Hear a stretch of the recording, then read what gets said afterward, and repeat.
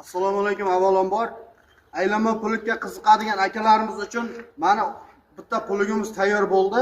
Surxondaryo Denov tumaniga usta akamizning balandligi 60 sm dan qilib, orasini 38 dan qo'yib taxlab berganmiz. Lemuxlarimizga keladigan bo'lsak, Lemkin lemuxlarimizdan qo'yganmiz zavodskiy. Bu pulugimizda balonchalarimiz silindrli bo'ladi.